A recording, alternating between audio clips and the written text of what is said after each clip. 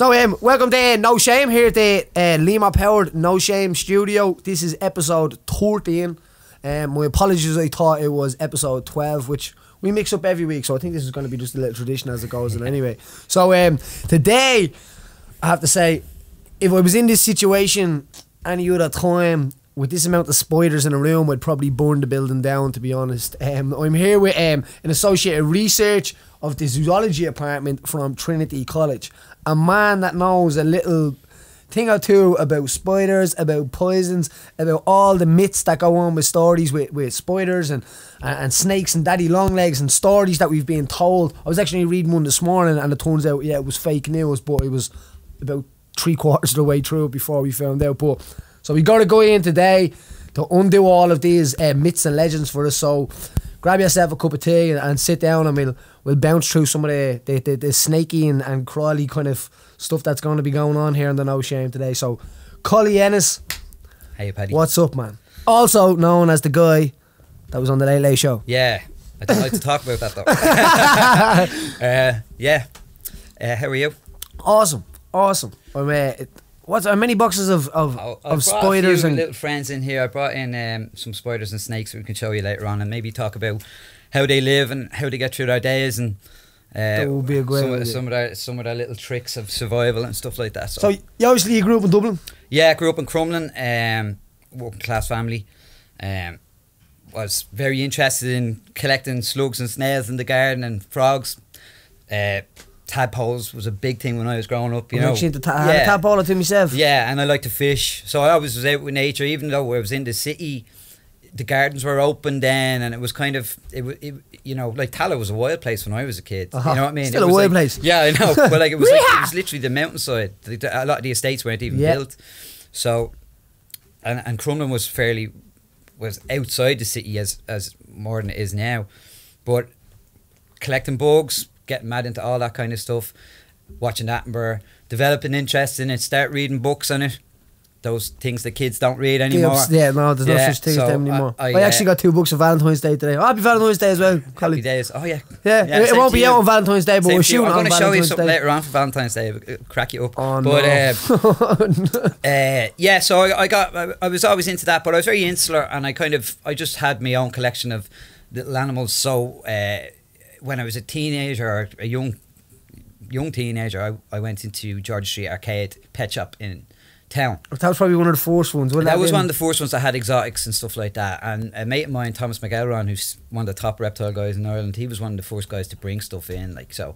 And so he was importing exotic animals. He was a pioneer, like, and great. He knows his stuff, like, you know, and he's a friend of mine. So it's kind of cool. I still picking his brain to this day. Yeah. But 2 years obsessed with the same yeah, it's thing. Great. Go out, have a few pints, and just talk about it. Yeah, but I can imagine the girls flocking the tables. Yeah, hardly.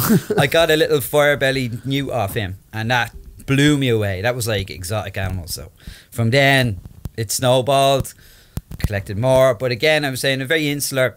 Then about 10 years ago, we set up the Herpetological Society of Ireland, which looks after our native herpafauna, which are frogs, lizards, newts, stuff like that we'd have in the country, and we do conservation work with them. So that got me out a little bit, and then I started working in Trinity as a security guard. Got talking to the zoology department heads because they were interested in stuff that I was interested in. Again, picking their brains, and over the years, then I started working with them on projects and doing public outreach mainly as well, for like open days, putting bums on seats. You started from security position? Yeah, just started from a security position. I didn't even know that. Mad. And then they gave me the title of associate research, and now I'm still in the zoology department. It's really awesome. I was away with them this year in Africa, in Kenya. Okay. Doing field research. Did you bring sunblock? I did. I had to. Yeah. I very rarely went out in the sun. Like, I'm like yourself. I'm a vampire. Like, you know. But yeah, it's been mad. It's been a mad 12 years now. So I was about to ask you that as well. So how long has this kind of? What has your overnight success been in your department? It's been about 12 years, and like and highs and lows and stuff like that as well. Of course, like, you know. yeah. There's definitely Yeah, my shed burnt down with all my animals in it. Like I know. I remember that story, and that was like that was. Oh, look at that box is moving over there. Oh, don't worry about it. It's grand. No one's going anywhere. There's literally a snake popping its head out of a box at the moment. But that was tough. That was. I know. That shit freaks me out. I'm kind of trying to get the hibbly jibblies on me. It's fine. Don't worry about it. Can you see that? Can you see that? It's the story right there. I'll put the kettle on it so it won't there. Can you see that? Now, perfect. Yeah, but that thing lifts that kettle, I'm just leaving. Probably could, but that was really tough because I kind of wanted to pack it in. Then, to be honest with you, I was kind of like. So what? So all of the animals that you'd grew and bred and stuff like that. Because I remember that story. Hundreds of them. Of my pets. It was actually. And like, I don't know if you've ever gone through a dog dying or something like that. Oh man, I have. Let's not get started. Now imagine that like by multiply. I literally was broken.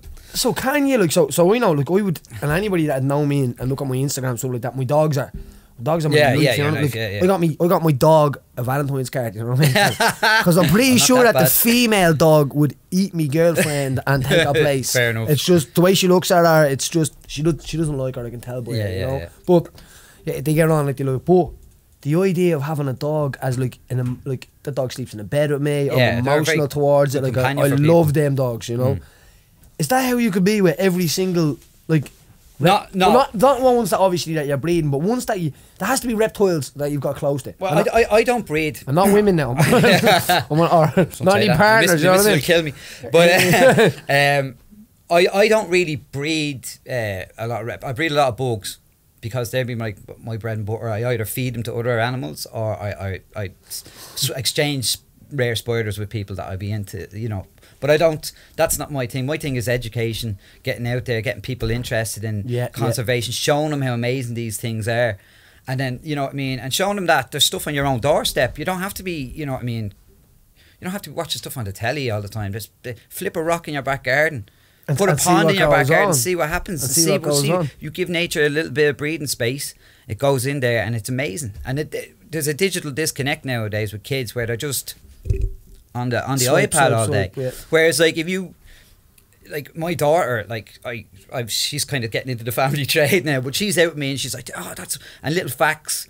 She picks up little facts every day and then she gets more excited about it, like, you know what I mean? So facts is usually a way of getting is really about getting kids into stuff like that, isn't it? Yeah, it's just showing them something that they go, I'm sure you do it with the jiu-jitsu where you show them a move and they're like, oh, that's deadly, you know what I mean? Like I get that same buzz if I go to schools and I tell them a little bit about something and, you know what I mean, or correct a myth or whatever, you know? So they're the things about myths. So a story that I've heard, and I'm going to get you to unhinge one of the myths for me so far, right? So the story about the woman goes to the doctor, you know this one? So if you don't know this story, the woman goes to the doctor that the snake keeps stretching itself out alongside her and it's preparing itself to eat.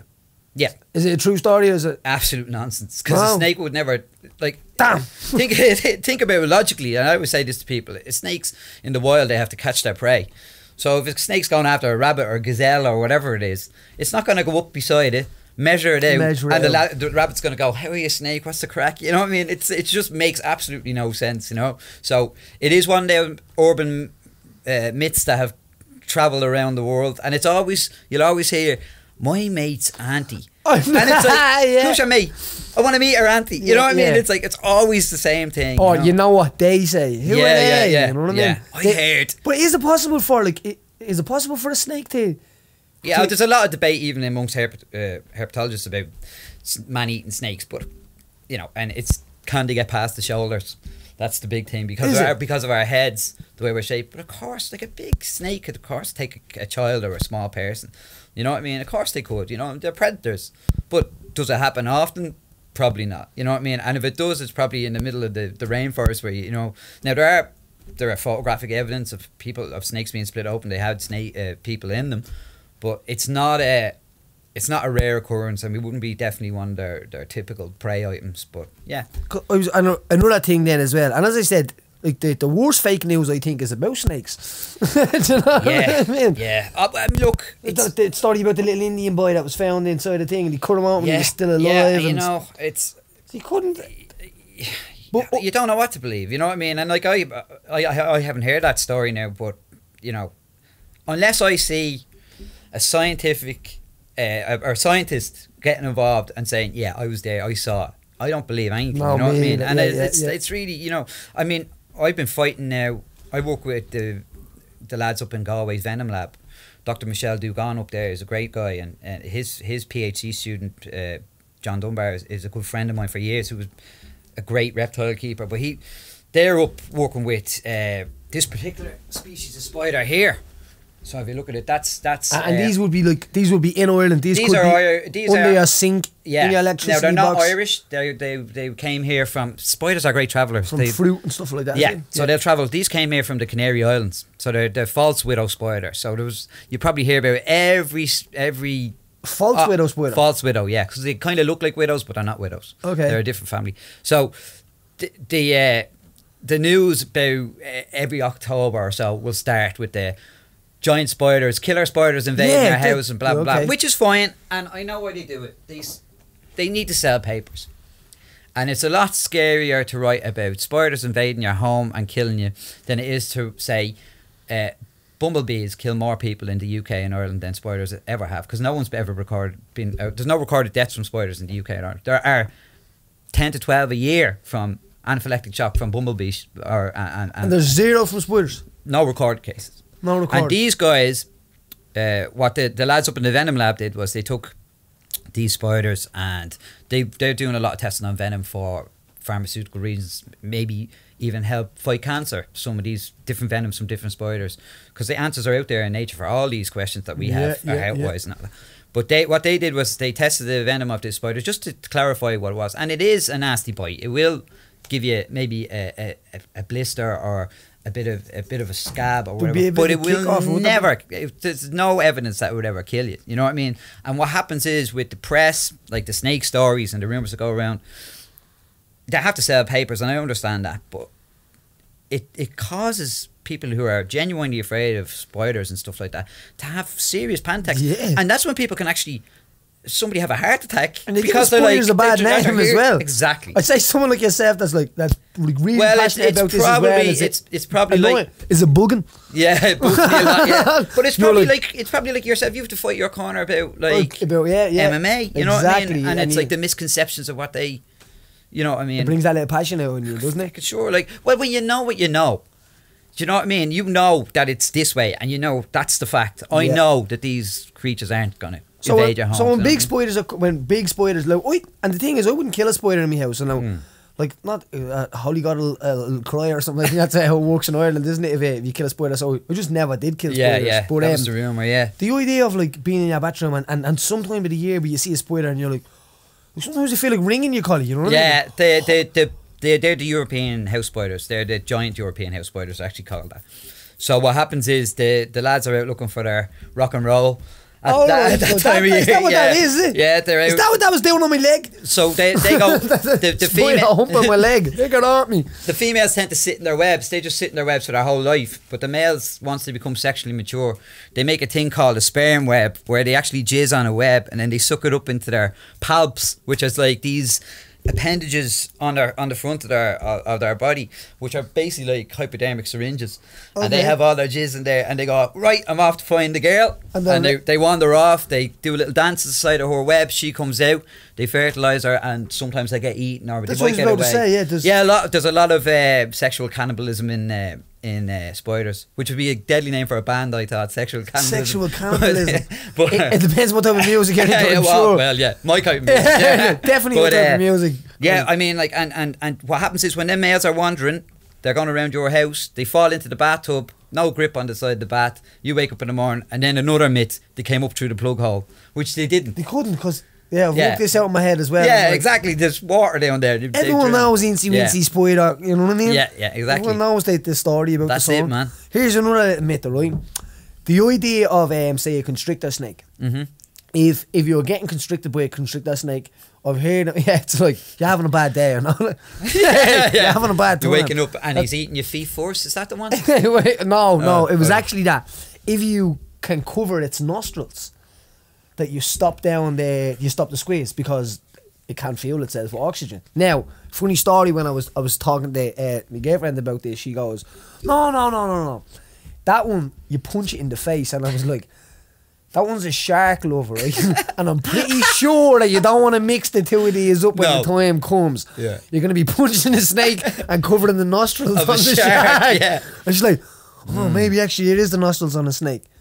Pure bullshit or... Well, the thing about snakes is because the way they extend their jaws when they constrict the prey, they kill it. They wait till the heart stops and then they'll So start eating and they'll go generally towards the head first because that it's easier to swallow, say, an impala with the horns or whatever.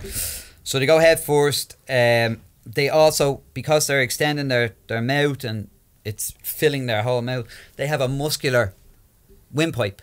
So they have a muscular windpipe, not like ours, so they can actually stick their windpipe out through the side of their mouth. So it's like a little hose that comes out and it breathes like that. So covering his nostrils is not going to do a damn thing. Shit, I was pretty sure I was alright there, you know? Absolutely not. So it's not like Anaconda if you want Jennifer Lopez if you were going to do that. if you were going to do anything to get a constrictor off you, maybe submerging it in water, or you know, sometimes smoke will get them off you. But like, I mean, if you're getting wrapped up by a big snake like that in the first place, it's kind of like you're in trouble. But a lot of these myths would have come from, like, say, the film Anaconda. There's a lot of like there's guys up in the air and they're screaming and they're getting swallowed and. Anaconda, the worst CGI snake ever. And I thought if they had... I love that film though. That is a great film, isn't it? Yeah, and Jennifer Lopez looks cracking in that Guard film. Patrol. Still, Anyway, she's up to nearly 50 now, I'd say, is she? Yeah, she looks great for that age. Jennifer Lopez. Oh yeah. She's about 50. She looks great. Yeah, like... Unbelievable. She was in it, actually. I'd still marry. Jennifer Lopez. Definitely. Yeah, I would want to be one of her marriages.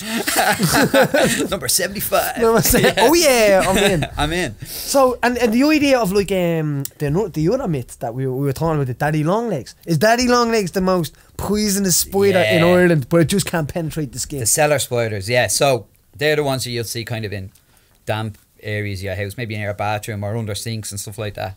They're called daddy long legs, but they are the correct name would be cellar spider if you're going to use it, like, you know, because there's daddy long legs flies as well.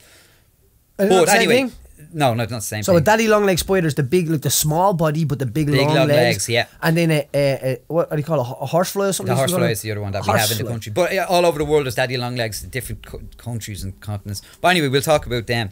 The spider. So the cellar spider is a pretty invasive spider. It's been like, it travels the world and all that, and it's in Australia as well. And about 6 or 7 years ago, there was a local amateur photographer took a photograph of a cellar spider eating a redback spider. Now the redback is a serious spider. Right. That's part of the widow family and it has a serious bite. So the guy who took the photograph it's an amazing photograph, and you just see the cellar spider tangling up the redback, and it has it in the web. So he went to the local paper and said, oh wow, this spider must be more venomous than this one because it's killing it. Because it's killing it. So the paper went to a arachnologist in Australia and he said, absolutely not, it is not. Don't write that. That is not the case. And he explained why, which I'll explain to you in a second. But the press being the press said, cellar spiders are the most venomous spiders in the world. Now that was before really the internet really took off. It you know, would have been around the time. It wouldn't have been, the internet wouldn't have been as big. And that travelled all over the world.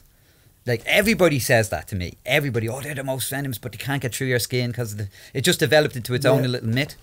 The truth of the matter is, they use, I call it, they use spider jiu-jitsu basically. That's how they kill the more venomous spiders. What they do is they have long legs and they basically tie the more powerful venomous spider up at a distance with their weapon. So they basically just go... wrap it up, like Spider-Man. And it's absolutely paralysed, can't do anything. They specialise in cleaning out other spiders of areas. So that's the truth behind the matter. So if you were looking to not have spiders in your house that weren't... if you want to get rid of false widows or something like that, let cellar spiders go and they'll clear them out very quickly. Because I said that as well, even when I was building this place, I sent you... yeah, you were showing me that, yeah. Tiny one, and I was like, what is this? It was one of the... But it's just time of the year and the heat and stuff like that as well. And they start wandering, like, I mean, they're everywhere. I mean, if we crack open the backs here, but the thing about it is, you know, they're such an important part of our ecosystem, and without them, even in your beautiful gym here, in my home, you'll have all sorts of flies and woodlice and all munching the walls. That doesn't happen because you have spiders in there eating them. You know, and it's like they've come along with us now into our dwellings, but they're still kind of doing us a favour. Like, so I try to tell people, I understand if you have a fear, it could be an instilled fear from your parents, or it could be like a genetic fear that you might just have in you because our primate ancestors, the ones who didn't go near the spiders, were the ones that survived. The ones that lived, and it's something. Exactly, yeah. I was going to touch on that as good as you did as well. Yeah, but like, yeah, but that's it. So like, a lot of that stuff will come from that, wouldn't it? I believe so. It's just one, you know. I think that you know, fear of snakes, spiders, water, heights, stuff like that. It's, you know. We were only talking about this last week. You were all right? Yeah, no, Shane was just saying. There's someone hoovering outside and I'm just worried. Just go and plug that hoover now. Is it? I didn't know what it was. I can't hear it. It's not too bad. Yeah, please, we can hear it. It's actually the rowing machine. Oh, is it? Yeah.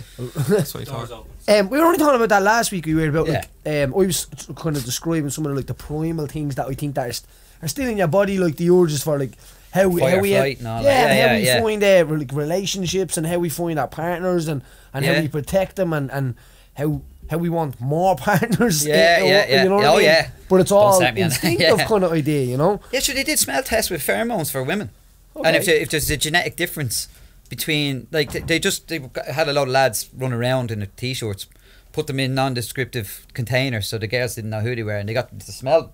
And the ones that were genetically different from themselves were the ones they found most attractive. So it's strange stuff like that. Like, it, you know, people forget at the end of the day we're only out of the jungle like a couple of 100,000 and this years. is what I try to explain is if I'm in schools or anything like that, I do try to explain that a lot of the stuff that goes on in your body and the feelings goes on is because your body's in a strange place, isn't it, at the moment? Like, it's it's not made to be where it is. Yeah, we're in a strange time, especially now with all the advances in technology and stuff like that. We're in a strange place as a species, you know. Where are we gonna go? Like, I mean, since I was a kid, we had the Atari 2600, and then my young fella's in the room with the thing, he's strapped it, and he's like talking to a fella in Australia who's playing the game. It's like, what is going on? But now when they have kids, what's going to happen? No idea. Like, that's going to be old. You know what I mean? That's going to be old. But as you're saying, the idea of like spiders and instinctively being afraid of them as fears, because some people have, like, what would we call it, an arachnophobia? Oh, come here. I mean, I've done some stuff with. Have you ever done that like that with somebody? I've done more. I actually did some stuff with Keith Barry. He does hypnotism to get people over their fears, and I kind of watched him do it, and it was really cool how he did it. But he had to get this guy over like a terrifying fear. He was actually a soldier out in the Leb. So if you're in the Lebanon, it's probably not good. Working with the Irish forces, and you're afraid of spiders, not good, or scorpions, not good. You know what I mean? So it's great if you can help people get over that. Again, though, it's probably either a learned fear from a movie or your parents or something in your past, or a genetic thing, or a combination of both, which could be like that when you get people like, that's just my own theory. I think it makes sense to me. It makes sense. You know what I mean? It makes the most sense. But I'd say you're going to understand it from most of the fear from your side, because you've probably spent more time meeting people that are afraid of spiders and not afraid of spiders, you know what I mean? And you kind of understand the personalities. Yeah, to me it you know, I have to kind of take myself back and go, yeah, okay, I love these animals, you know what I mean? But I like, when I started out with snakes, I was terrified of snakes. That's what I was going to say. Yeah. Terrified of them. But, you know, and the first tarantula I got, I was like, I'm mad into spiders, but I was into garden spiders stuff, and I got this tarantula, and I was like, oh, what am I doing? but I enjoyed it, and I suppose, again, to draw a comparison to your situation, I suppose, like, the first time you get into a cage or whatever, you're like, what the fuck am I doing? Yeah, but like, you know, what I mean? you kind of know, you have a little bit of kind of like, it's, I think I said it yesterday to somebody, the mix between excitement and nerves is a crazy drug. Yeah. Do you know what I mean? When you mix the two of them chemicals 100%. together, it's like... I went to Malaysia this year to do some tarantula hunting in the forest, and I haven't felt so afraid, because you have to kind of go out dusk or dark, and like the rainforest, like a real rainforest. That was my first time really in a real rainforest, like undisturbed kind of, and it's the noise, it's just like just so many it's stuff just alive with just everywhere you look, stuff is moving, vipers in trees, and it's like, oh, I've shit myself, but felt so alive, like, you know what I mean? It was really cool, really so really a few good. stories like that. So I'm gonna hit you with a few stories. So a story about a domestic, like a snake getting out in a house, right? Because these are always the stories as well. Have you got one? Oh, So a snake getting out of the house that's sliding around, and I was up There's there. a million stories. There's like, oh, my brother had a, or whatever. This is the stories I hear all the time. It's the most common is, I'm in a taxi and I do a lot of gigs, so I'll be, the telecabs you are. You late, didn't you? Yeah, I don't like to talk about that. But like I'll be getting a cab somewhere and I go, what's in the thing? And most cab drivers are kind of cool about it actually. So, but it's always, my brother had a snake and it got out, and I go, hot press. Oh yeah, it was in the hot press. They found it, because they'll always go to the warmer spot in the house eventually, like, you know. So you get a lot of that as well. So that is a real thing. That really happens, yeah, you know. So and I've heard of other things where people have moved into a house and then they found a snake in the house because the snake had escaped maybe 2 years ago, eating mice in the floorboards or whatever, and the previous owners just thought it was gone, and then it just appears out Would of that nowhere. ever be a danger? The best one I ever got, right, I was called down to Camden Street to a church, the Carmelite church down in Camden Street, and there was a snake on the candles. I have him at home, called him priest. You still kept him? Yeah. Really? Yeah, up beside St. Patrick's statue on Camden Street Church, over the candles, going through all the candles. Now, it was only about that size, but I'd say it was probably the flats behind. Somebody had a pet. It was a little corn snake. Somebody had a pet, it escaped, wandering around, got into the church. There's a bit of heat, and just kind of stayed there. Yeah, madness. That was one of the maddest call outs I've ever had. That was deadly. There's another thing I was going to say to you there. The myth of like, so there is snakes, isn't there? There's snakes native to the world? No? So St. Patrick, the Ice Age all. took care of that. So it wasn't St. Patrick, no? No, unfortunately not. You had to kill that myth. I had to debunk that myth, I did. I don't believe that. Yeah. I don't believe that. Unfortunately I'm going to say it wrong there, Colin. I'm going to say it wrong there. This guy's Irish. Come on. Yeah, I'm sorry, yeah, right. A bite that you've got yourself of something that, like, so you would, do you I got do you defang, or what's it called, defang? No, that's another thing. You can't do that, you know? So what is that as well? So how do you first of all, I don't work with venomous snakes. I shit myself around venomous snakes. I wouldn't be into that at all. It's just not my bag. There's a lot of really good guys like James Hennessy down in the reptile, the National Reptile Zoo down in Carlow. He's great with that. I mean, mate John, I was talking about up in Galway, they're great with the venomous snakes. I wouldn't touch them. I just like, spiders are my thing. Throw them. I don't mind any of that. But I work with all constrictors, which are great. One time though, so I have a stack system for my enclosures. Hold on. If you don't get if you want to check out some Collie stuff as well. So I'm on the Critter Cave on Facebook. So the Critter Cave on Facebook, so you can kind of look at some of the stuff you're on about. Yeah, we put up hints and tips. We'll put a link onto this anyway, but because it's good to get, because people it's good, to see what you're talking about. So anyway, I'm opening me cages up. I have me rats all ready to go to feed them, the dead rats. I feed a big boa on the bottom. She hits it, she wraps up around it. I'm like, she's grand, and I move on to the next one. Now, as I'm pottering around going up the tanks with the food, she had let go of the rat and hadn't eaten it, and then was searching for it, like, you know, and she's looking for a heat source. Of course, my balls are just about that level of the yolk, and I'm just there. That next minute, whack, like right on it. And I was wearing tracksuit bottoms as well, so I was just like, oh my god. So she hit it, and then I kind of pulled her off really quickly, and but she left a couple of little teeth. You pulled the snake off? Yeah, I had to. The snake, not the snake. Yeah, I did. And, but yeah, I had to pull a few teeth out of my my nether regions, which was pretty nasty. You're lucky that, and imagine that being a poisonous one. Man, there you go. That's why, I mean, like, I've got 2 kids at home. I wouldn't.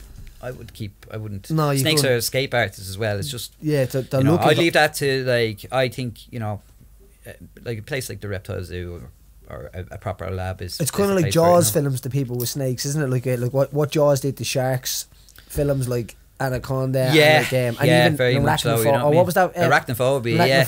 Like, I remember I was sitting film. Arachnophobia's on that has destroyed people. If you're running in off the road, you want to watch that, but like that creates the fears. But again, like, I mean, it's good entertainment, isn't it? You know, of course. Yeah, being afraid is a good thing. Keeps you on your toes. If you can mix the both of them together. So, what's the most scary lad you have here?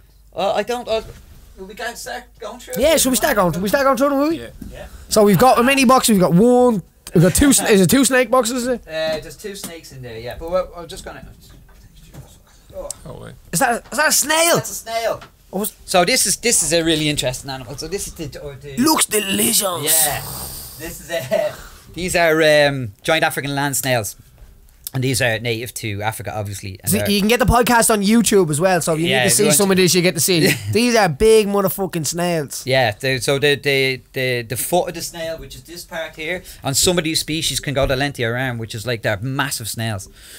So that's like the mansion of like the snail world on his back there. Yeah, that's it basically. That's a big house. The thing about it, these that's really interesting is because they're a very desirable food source in Africa. People like to eat them, so they bring them all over the world with them, sneak them into countries and all that. So they've been introduced to like Hawaii, Florida, parts of Australia, stuff like that. So they're really one of the most dangerous invasive animals on the planet. What happened in Hawaii, for example, is they brought them onto the island and they basically kind of took over the island. So the Hawaiian government brought cannibal snails in. They're called rosy wolf snails, and they're little snails that eat other snails. They didn't eat them. They ate all the unique native snails to Hawaii and wiped out, like made it extinct. Species of snails. And so now in Hawaii you have these little reserves on the sides of the mountains where they have like salt traps and electric fences to protect the last couple of their native snails from the predatory snails that were introduced to kill these. No, so it's mad. And they're a real good example of how, introducing animals to places where they're not supposed to be can be disastrous, and then trying to manage it can be disastrous as well. And these are like elephant snails. These things. Are yeah, like, they're these are the elephant of the snails. Yeah, so they're would these ones be poisonous as well? Like no. They're good eating. They're really good eating. So if you're cooking them, you just basically throw them in the pot and then just pull them out, and the inside the shell there, would there be like another percentage of the body? Like it's huge. Like it's a huge meaty thing. So if you were to eat them, what you do is you put them in a container that has nothing in it basically, so they crap out all the food they have in their system, and then boil them and eat them away. Snail and in Africa there's a great thing after happening, especially in Nigeria. So local poor farmers, they can't really afford, goats and whatever are expensive. These things cost nothing and they breed like rabbits. So what they do they? Yeah. They have millions of eggs. It's crazy. There's some eggs there. Oh, and then it's all. How long did it take to get to that size? About a year. A year? Yeah. So I mean, what's happening now is they're giving small farmers in Africa these grants. So they get a small plastic greenhouse, maybe the size of this room. Give them a few snails. They plant some weeds. The weeds grow. Snails eat them. In a year or two, they have thousands of snails. They go down to the market. They sell them. It's renewable. It's economically viable. It's environmentally friendly. So yeah, it's a cool story. And it's not like a huge thing to it's cost. not exactly. So it's kind of cool little story about them anyway. That's awesome. I had no idea that they were snails when they were upside down in that box. You have to see the size of them things. They are the biggest snails that you will ever see in your life. Go on, give us a hiss. No, she's not doing that. What's that? You don't like this, do you know? What is that? Okay, so this is... Is that a cockroach? Yeah, that's a cockroach. That's if you've ever been in Spain, that is the biggest cockroach. That is a monster. That is a male hissing cockroach from Madagascar. And they call hissing cockroaches because they hiss now. I'm trying to get one to act up, but they're too comfortable.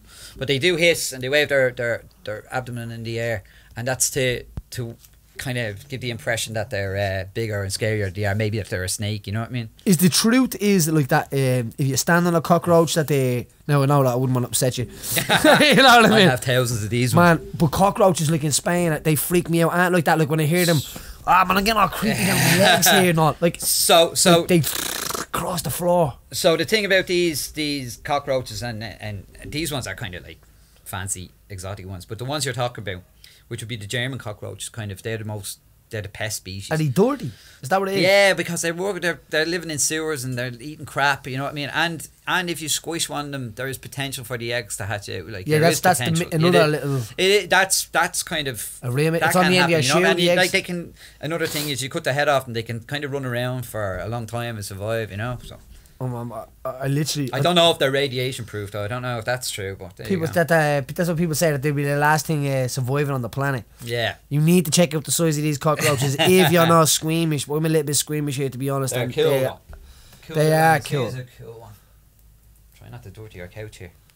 So Is that a centipede, is it? that's a millipede. So that'd Oh, be millipede. the vegetarian cousin of the centipede. Alright. So, So that's yeah, is that they're the only lovely. difference? Yeah, got a story about what this particular one got out in my house many years ago, and Anyone else see and I couldn't find it, and I didn't want to say that to the missus because she'd go mental. So Yeah, how's your missus react to this stuff? it was a package deal when she met me, so it's all That's good, because you they know say, what I stand mean? at a bar, Colin, you right? Stand at a bar, and the missus goes, "Yeah, what do you do?" Yeah.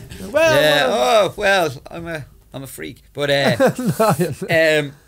so anyway, I didn't say that, and I was like, oh god, I'm not going to say a bloody word about this. So left it alone for months, and I just assumed it got out and was dead or whatever, you know what I mean?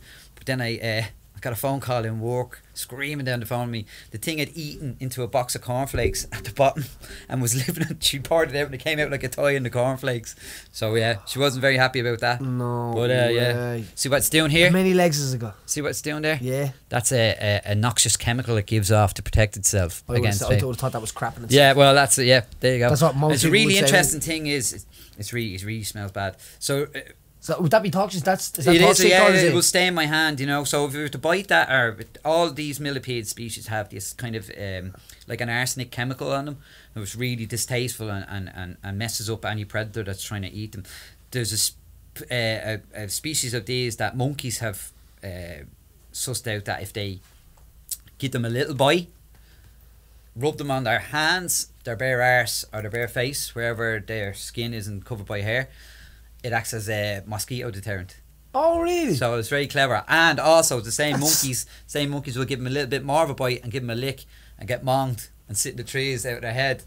Check it out on YouTube, man. I swear to God. So you get oh yeah, man. So yeah, I think they're really interesting little animals.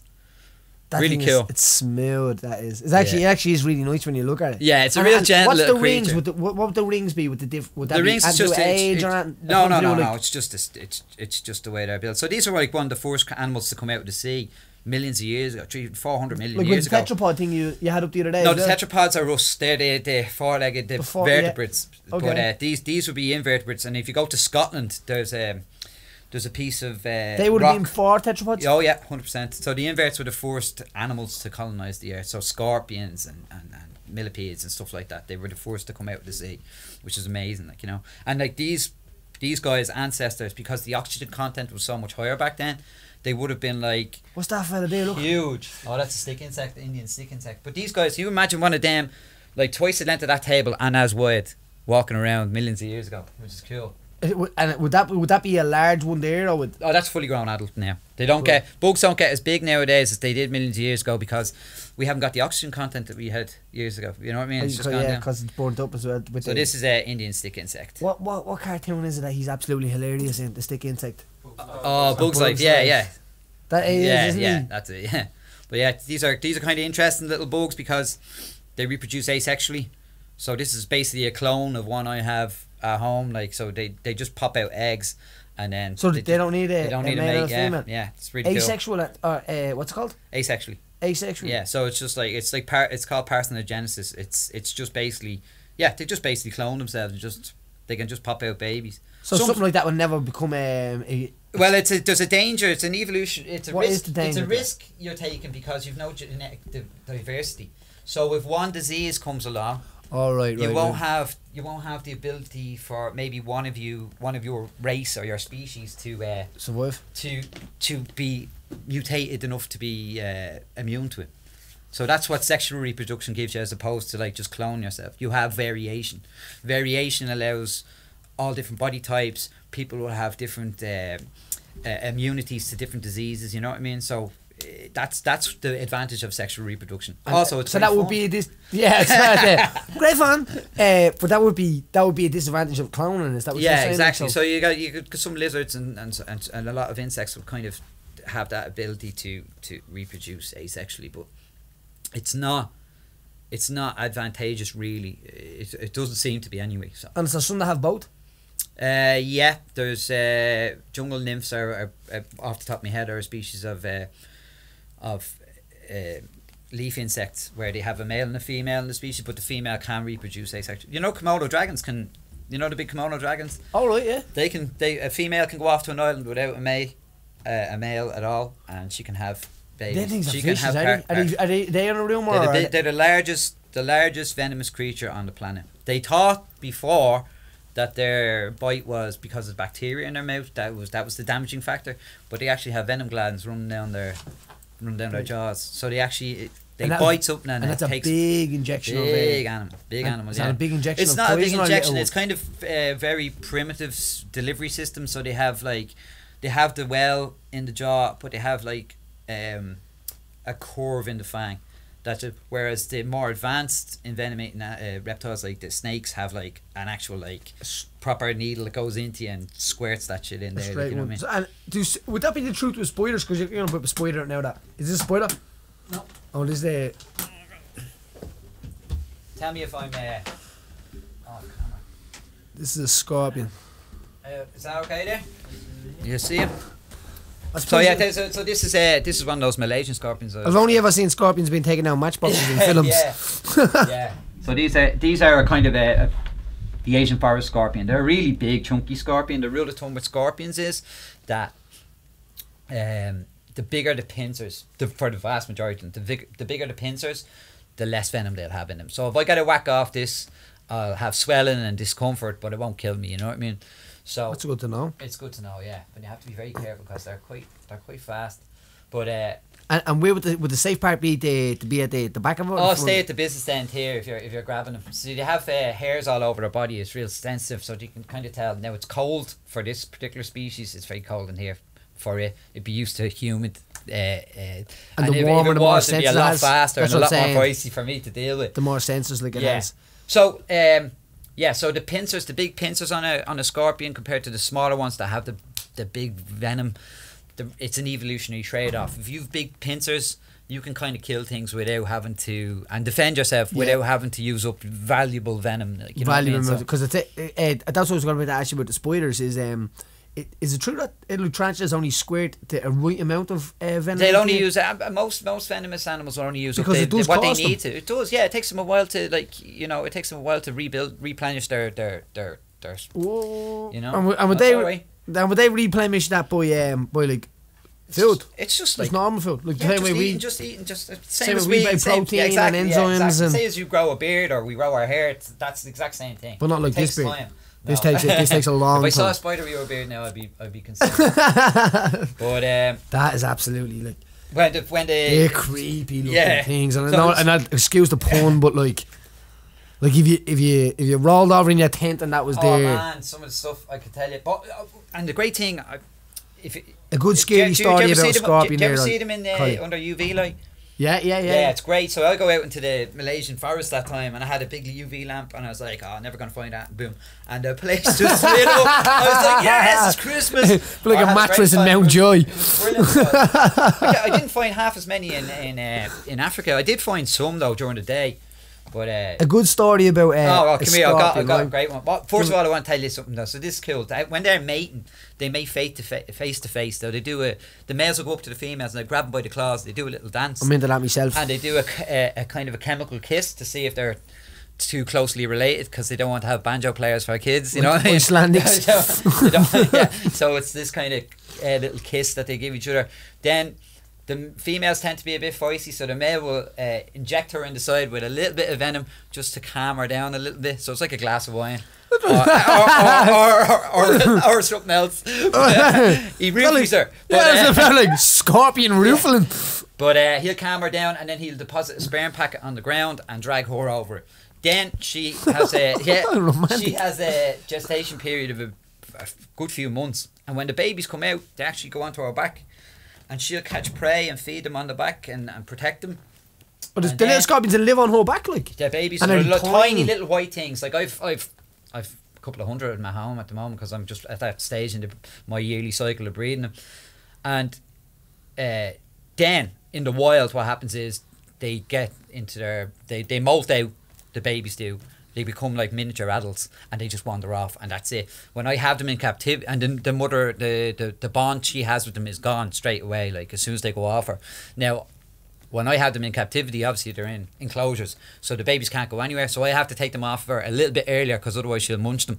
So Okay. this is what happens. So one day I'm taking the babies off Mammy's back and I'm putting them in their individual little containers, and I'm leaning against a workbench that's connected. So I'm basically in the middle of a square workbench. One of the babies gets out, walks around the workbench unbeknownst to me, and is behind me, and I lean back in it, and I got stung on the arse cheek through my thing, and I was walking around like, with an arse like Beyonce for about 2 weeks. I had a big huge hoot with me. It was absolute agony. It was, and that was only a little small, a little tiny one. Yeah, it was absolutely. But would that have been nasty, kind of like the poison being heavy because they're younger, or because they're no, more pure, it was the same. It would have been a smaller dose because they're tiny. But that's what I was saying. So if that had been a bigger one, that would have been. I wouldn't like it. It was absolute agony and really embarrassing as well, because I was trying to sit Yeah, down. You can't do anything, you know. I got a heel before in guard. Somebody gave me a heel, boom, right on the glue, and I don't know what it must have burst a muscle or something. But I literally had a big J-Lo booty as well. You turn to the side and I'm like, woof. Yeah. And the other side I'm back, all back. I ran down and got again. some modelling shots. Yeah, back in the day. Yeah. But that's it. Yeah, they're cool. And they would be something Pioneers. They're pioneers, man. These are the the first animals to have the balls to get out of the sea and go, yeah, let's have a bit of this, like, you know, real good. And like, you know, I find it fascinating. I really like looking at these animals because they're real throwback to like older times. that thing is moving, that kettle, that snake. Yeah, I'm dying to see we him. get into that. But do you see this side? Is it true that they're skeletons on the outside? Yeah, exoskeleton. So Very the good. exoskeletons are skeletons on Same the outside. all arthropods, which are like basically all the insects, the arachnids, the crabs, all that kind of stuff. They're all exoskeleton. Oh, so really? when they're growing, like all the dust in your house is your skin. That's all it is. Most of the dust in our house is just us because we're continuously shedding skin, flaking. Yeah, yeah. And what they do is, and what reptiles do as well, is they just do it in one go. So they literally have a zipper on the back here where they'll split themselves open, crawl out, And they'll step over. yeah, and if you look, it looks like you have two scorpions in the tank. Yeah, or I've two actually spiders. seen one of them It's- before. It's awesome, it is. you know. John actually used to mess with them in the gym, and it was a bit creepy, to be Anne honest. used to have John's sister used to have great crack putting them Putting them up on the yoga. There was times I remember, like, I went, yeah, like, coming down the stairs. You don't mean to squeal, but when you see a tarantula sitting here, yeah. squealing The size of becomes some a very big option. John's one is huge as well. Like, I mean, How many years you got that now? John has about 3 or 4 years now, I think. You know, And that's that a was the one. board That was the one who put that spider put me in hospital. All right, tell me the story of that. So John has a Goliath board ear, and he has it in the gym in the office. But he has a rack of spiders. And they're like, when he was away. I think it was, I can't remember what fight it was, but he was away for a fight camp. So I go in and look after him.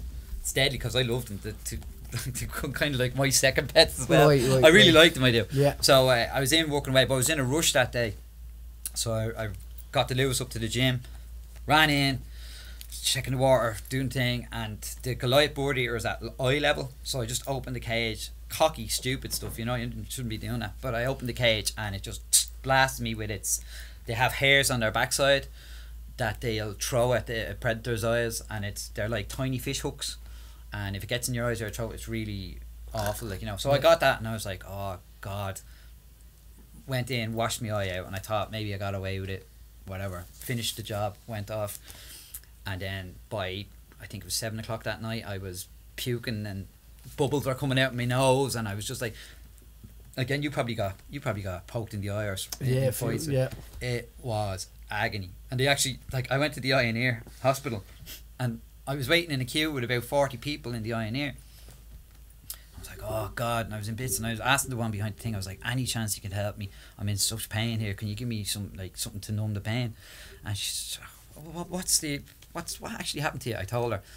I skipped the queue in about 2 seconds because the doctors all come running out. They'd never seen anything like that before. Yeah. And they were like, oh, come on in here. They put me into the Clockwork Orange thing, you know, that kind of Yeah.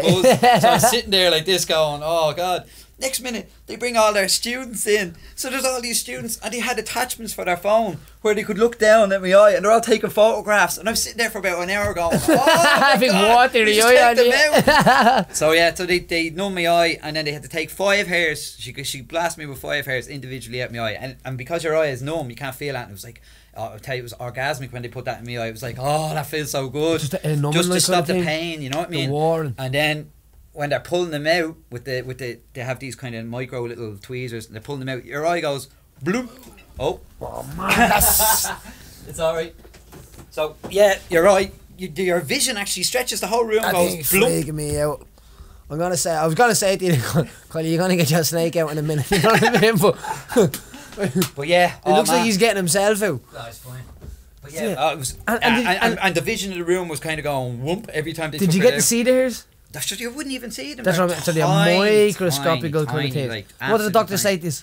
tiny. He asked me, could he write? One of the students wanted to write a paper on it, so they wrote a paper up on it and all that. You know. So But it was alright after that. yeah, it was grand. Like I'm fine. I have floaters now from the scratches, I think, but that's it. Like, you know, do you ever see them things inside your eye? Yeah, then they So float I out. think I didn't have them before.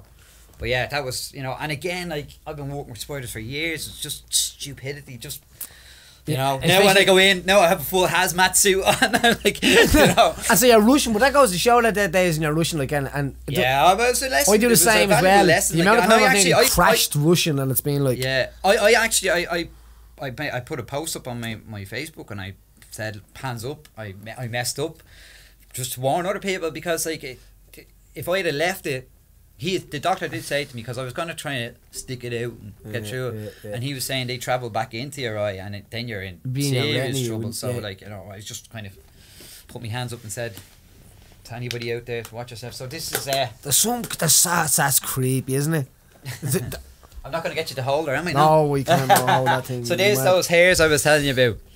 So that ball patch there that's the little hairs that they will flick. Wait, so in front of us here is a tarantula about the size of your hand. We're not even talking about it. This thing have flick hairs, can it? Yeah. So all the South American and American species, on the New World species of tarantulas will flick hairs, and then the ones from Asia down to Australia tend to bite you first. So that's their primary. And how big are their defense. fangs? That's right now. There you go. Oh my god. So if you look there, that's the fangs there. And would that give you a good bang of a bite? Oh, yeah. So this is Vivian, and she's kind of pretty famous spider in the country. She's been on more bloody Shows media and shows and stuff talking about spiders. So yeah, she's pretty Vivian. cool. She does a lot of She looks like a Vivian, do you know? yeah. She does a lot of school talks with me and educational stuff. So she's pretty cool. She's a cool spider. She's 18 years old.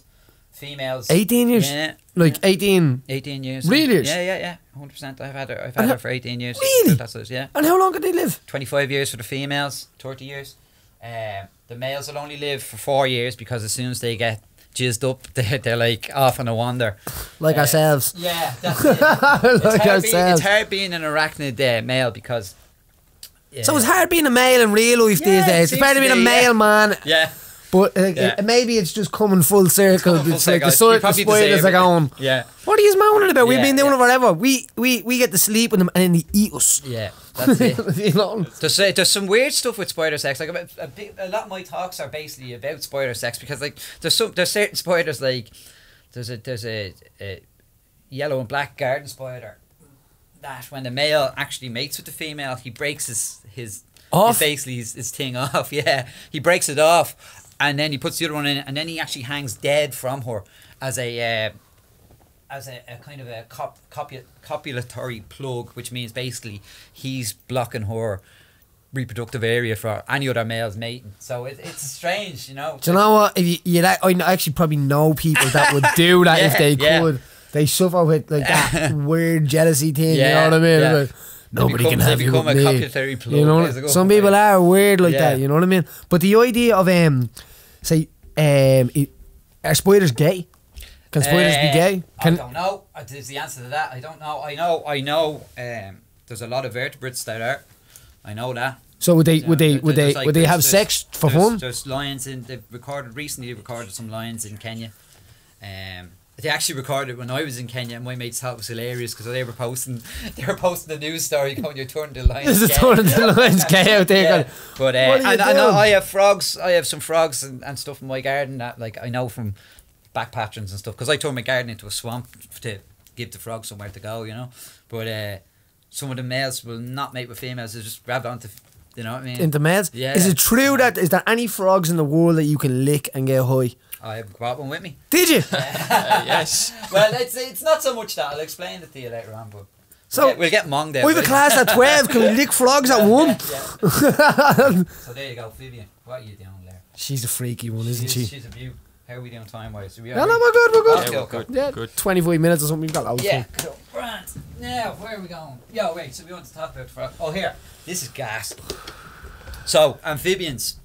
Another favourite of mine. Amphibians. Yeah, so that's frogs and So- newts and all alright, that. so I love yeah. all that kind of stuff. So they're connected to water, but Frogs, on the land as well. newts. Yeah, salamanders, all that kind of stuff. That's what they are. The toads as well. What about the swamp up at the Hellfire Club? Do you ever go to Yeah, that good little I swamp? love. I go up and record the frogs up there. Because that's Orgy that central, yeah, comes it's crazy. alive, that place. I'd be up there with the Brilliant, dogs, and the dogs would be chasing the frogs. Yeah. They don't know And where to go. The gas thing about amphibians is once they get into that breeding season, that kind of thing, everything starts killing them. Like we got a call out in 2014 to Kildare to check on a pond because people were worried it was after been polluted.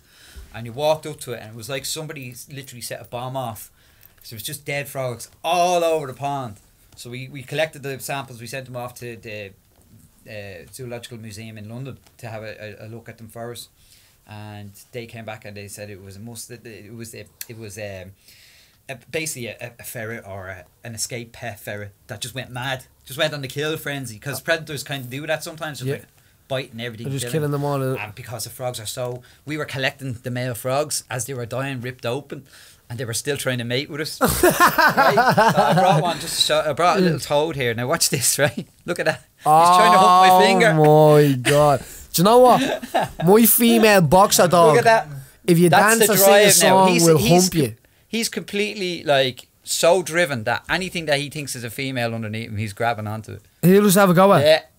Do you want to try it? What's his name? No, I'm already for a bit of frog I humping. don't know, yeah. I tell you. So that's And that's for Valentine's Day. I got some action, huh? And is he going at that? He's going at it, yeah. He thinks I'm a yeah, you female. like that, don't you? So what he has He's there like the is- Hitler out of South Park. You know? The little Hitler. So he has the little nuptial pad, so he uses to grab onto the female and he'll hold on really tight and they'll have this mating ball where they're all fighting over the girls. Sometimes they even drown them.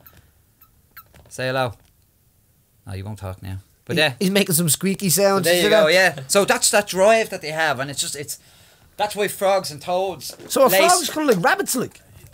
Once they get breed that like drive, rabbits. they'll go like mad, and that's why they have so many eggs because they have to reproduce in that way because they get nailed every time they get out there. They're out in the sunlight. They're out in the middle of the day. Herons are coming down, milling them. Foxes are milling them. Otters are milling them. Otters eat so many of them that they actually stack them up in little piles and save them for later. Like so, it's like that's why you have to have massive amounts of frog spawn. Now, with the way things are going, my big thing in Dublin is to try and encourage people to have garden ponds, and give them space to move because with all the building work that's going on, more and more of our fields and our little areas are going to go and disappear. So I think it's important that people give nature a little bit of space. Well, I think even like as a kid, I remember having many frogs in bleeding buckets and stuff and that's it. basins. And kids don't have that nowadays. I go into schools with tadpoles. And what's that? What is that? Now that's heartbreaking to me. We remember why ground would a tadpoles for child frogs. not? You know what I mean? Why would a child not? You know what I mean? You're right. There is some part of that. The size of this bad boy. This is a female cane toad, and the cane toads. Whoa, you're gonna do a piss on me. The cane toads are. I don't want to whittle on your carpet. The They're size of this bad boy. that's only a baby now. They get huge. The biggest one weighed in Australia, I think, was around 4 kilos or something crazy. Big. Like a big, huge oak.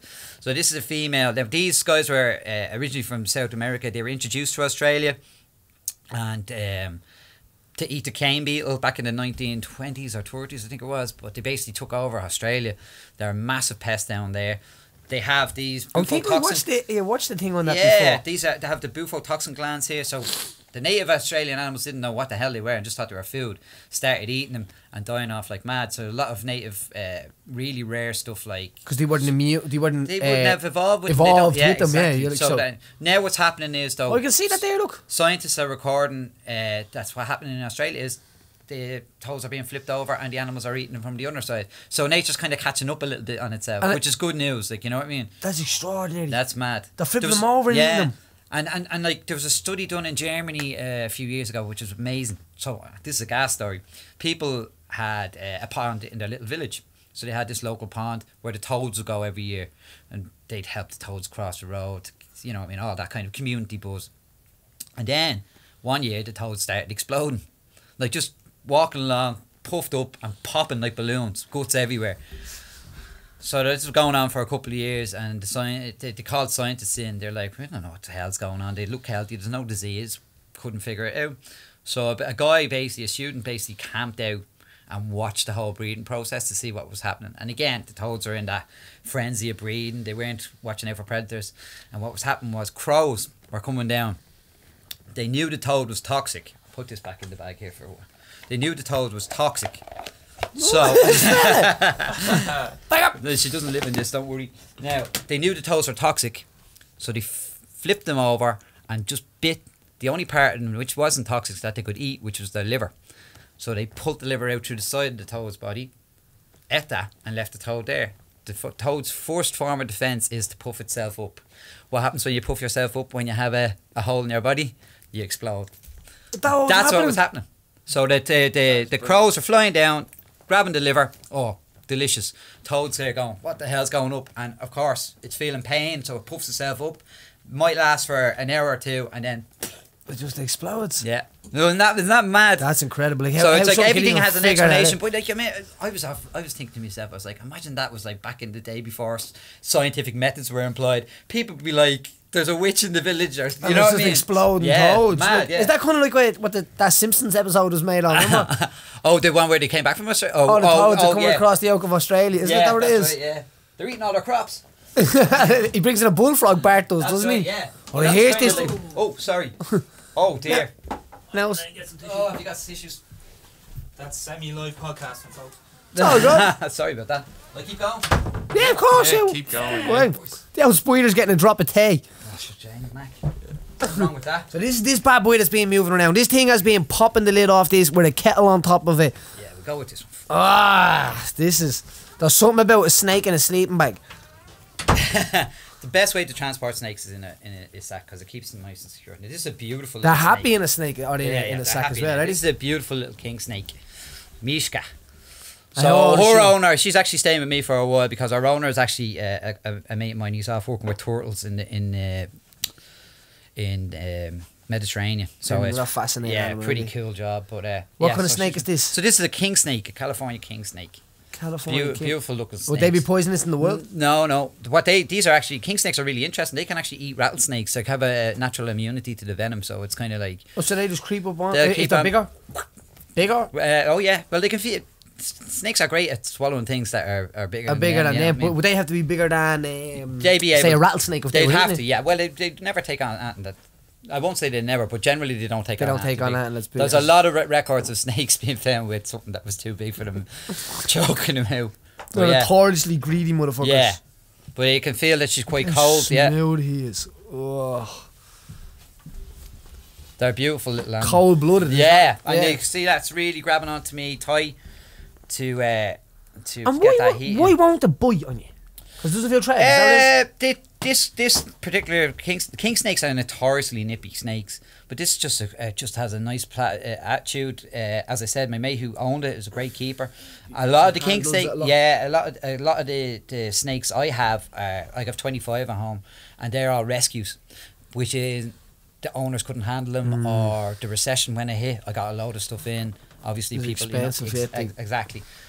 And a lot of them wouldn't have been handled very well, so I have a lot of assholes I have to deal with. Yeah. Like you'll see a lot of photographs of me every day getting bitten to bits, but there you go. So that's a colubrid. They're kind of rat snakes. They're strong, isn't it? Very strong. They have a really good bang for their buck. I'm trying to work on my head movement. Yeah.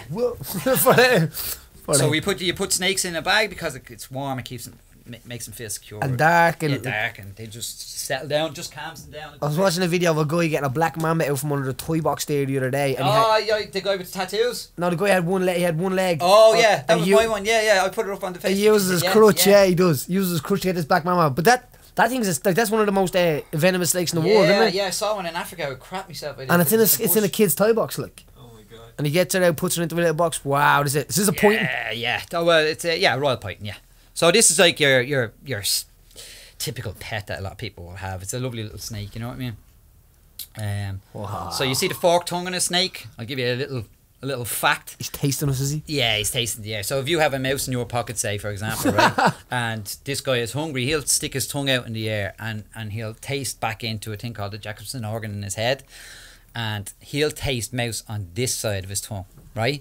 So he'll move towards that way. Okay. And then he'll taste it on, he might go too far and he'll taste the air again and he'll taste it on this side and so on and so forth until he has it narrowed down to 2 points, bang. So that means the snakes... Is that where he can taste it on both sides then? Yeah. That's where that it's he like knows, in the he middle. knows. Right, exactly. Right. So even with poor eyesight, if they have poor eyesight as a species, or even if there's certain snakes that live on islands that birds I don't peck have a their mouse eyes in my out. pocket, mate. It's sniffing over here. There's certain snakes that live on islands that seagulls will peck their eyes out, so if they're near their nests and all that, and they can still hunt it.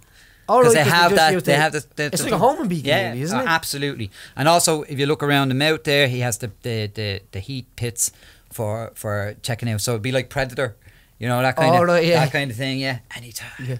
The interesting thing about these two as well. So snakes used to be lizards, right? Millions of years ago, when the dinosaurs were knocking around, snakes were very, very small lizards. So what was happening is, and I'm going to show you a lizard here, we'll give you an example of it. So what happens is, if you're small and you're a lizard and you're in the undergrowth trying to hide away from T-Rex and the boys, it doesn't really pay to have long legs. So over time, your legs start to get smaller and smaller and eventually disappear, and you just move around your belly. That's happening today with other lizards called glass lizards, who are legless lizards. Basically, you can tell they're not snakes because they still blink and they don't have a forked tongue, but they evolved the same method to do it. It's as called a movement. Yeah, it's called convergent evolution. It's when two separate animals look the same and act the same because they fill the same job. It's like, did you ever see Tasmanian tiger, the old the animal that went extinct? A Tasmanian tiger is a marsupial, like a kangaroo, but looks like a dog. Yeah, right? yeah, It looks yeah. exactly like a dog. It's extinct now, but it looked like a dog because it evolved to do the exact same job as what a dog did. That's convergent evolution. It's pretty cool. Isn't it crazy how people still don't believe in like evolution and it's like still happening? Well, look, I mean, like I point this out to people. Look, and if you look here, there's the remnants, the vestigial legs of when they were lizards. You can just see the tiny little claw there and there.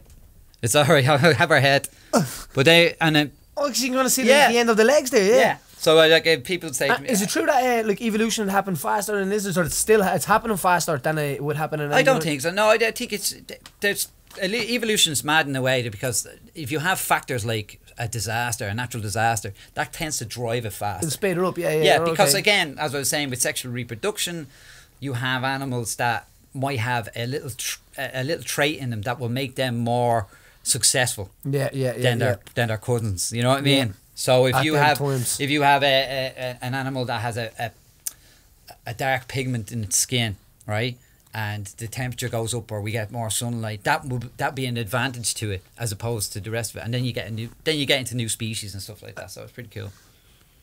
So beautiful little snakes though, aren't they? That's gorgeous. The way they move, I love the way it moves. Yeah, I find it. like I know everybody talks about mindfulness now.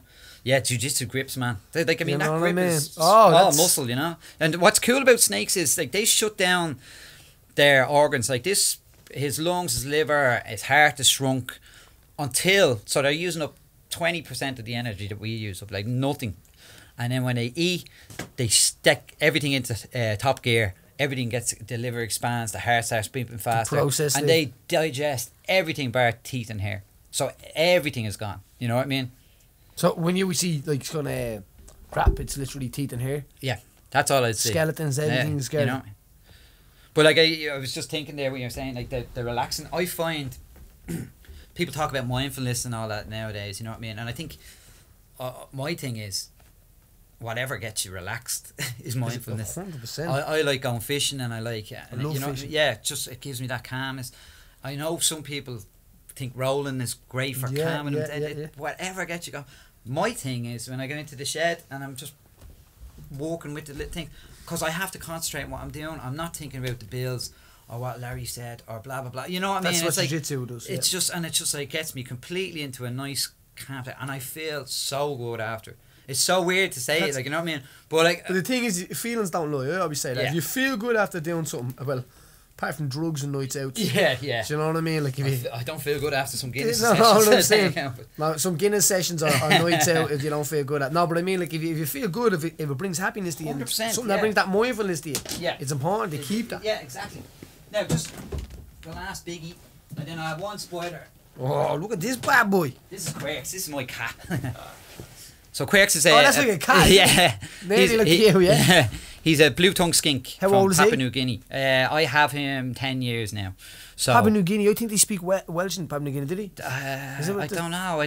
Papua New Guinea is a really weird kind of a place. There's only one other place in the world that they speak Welsh, you know? I Could don't know be how because that the I suppose to say that Australians John and the Phillips- English are in Is that there. not Tala, no? No. That's only where John Phillips lives. Yeah. But yeah, really cool. And is that his And ears on the side there? that's very good. That's exactly what it is. So they're kind of like simpler ears than we'd have. So it'd be like the kind of hear if you broke your headphones and you think Right. So very simple. The tongue is there doing the flicking. If you look, Why would the tongue be blue? Is it just the way I have those stats? two things. I'll just show you here. See the way it's moving? Yeah. It's very snake-like. See the little stumpy legs? Yeah.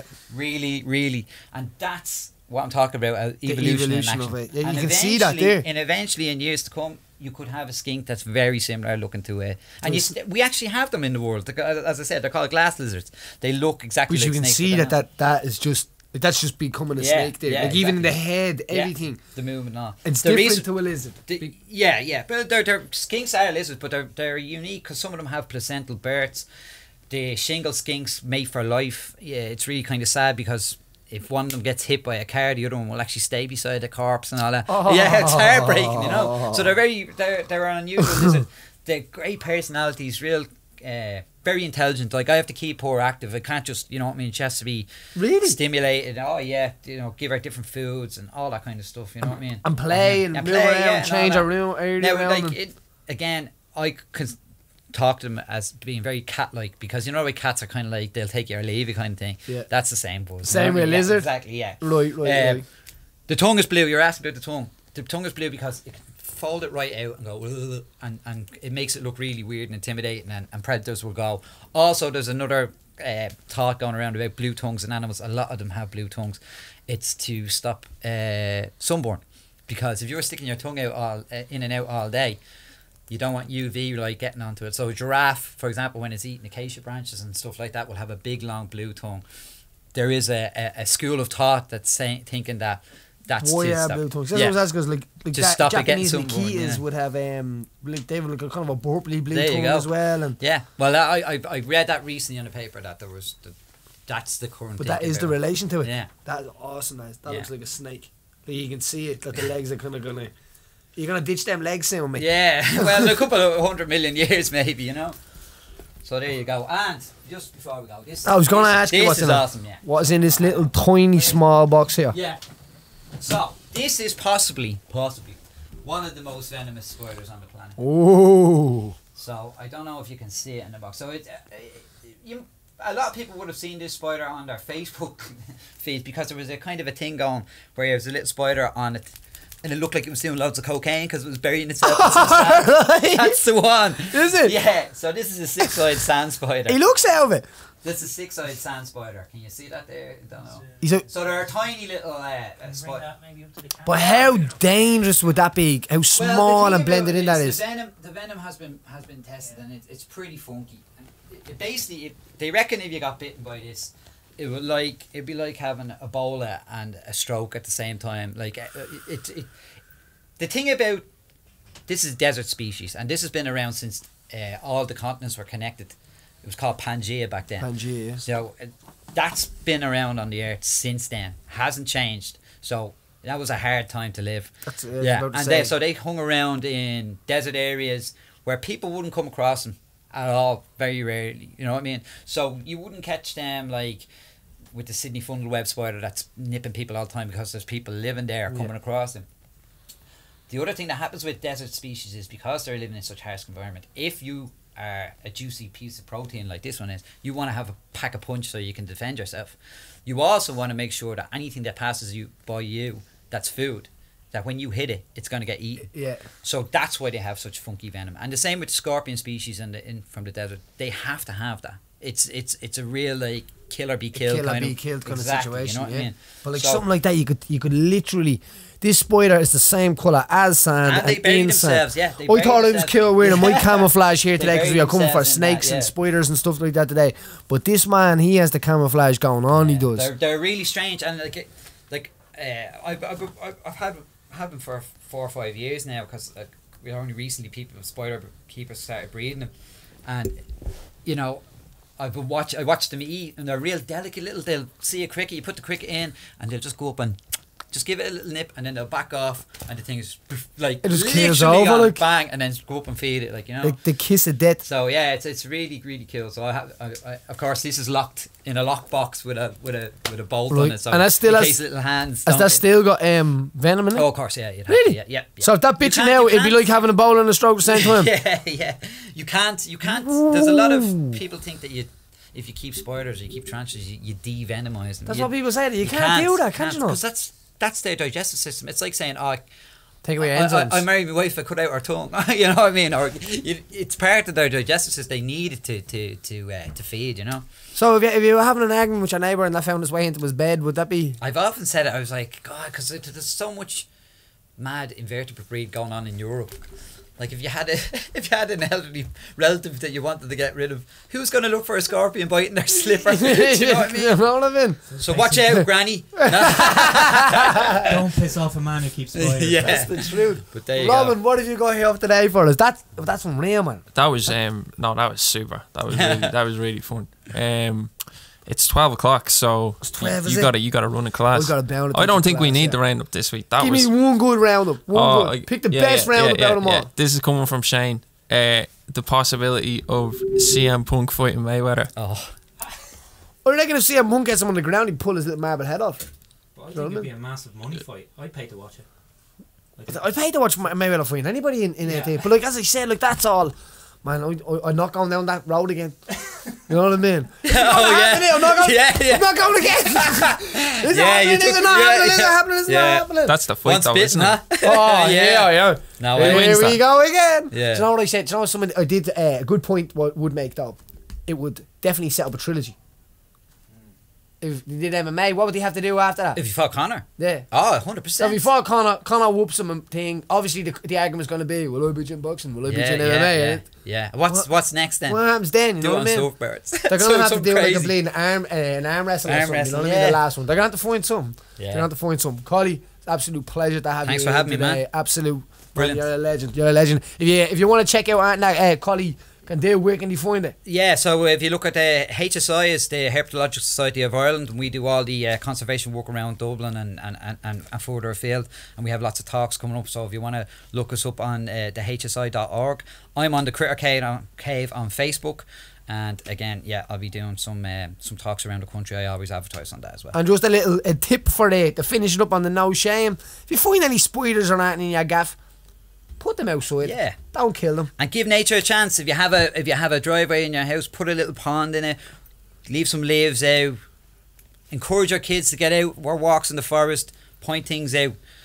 Life's too short not to appreciate this beautiful world we live in. The man has a point. Enjoy it. All right. For now, this week, look after yourselves.